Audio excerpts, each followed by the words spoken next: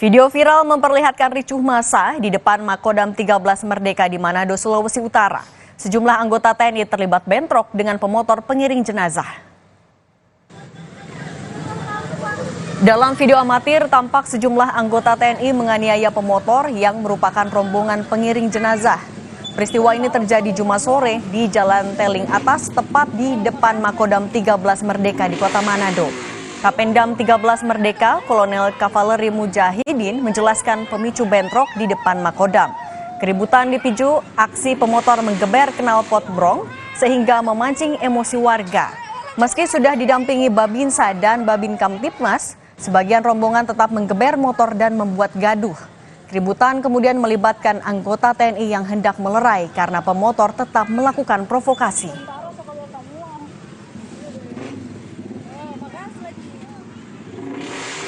Hal inilah yang memicu warga masyarakat di kanan kiri jalan emosi ataupun terpancing emosi, sehingga mereka turun ke jalan menghentikan rombongan ataupun konvoi tersebut.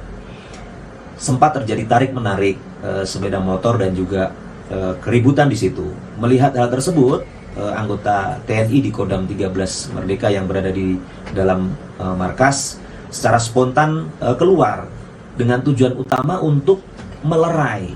Tetapi pada saat akan diberikan kesempatan untuk kembali berjalan, secara sengaja rombongan pengiring ini kembali memprovokasi dengan menggeber-geberkan lagi sepeda motornya.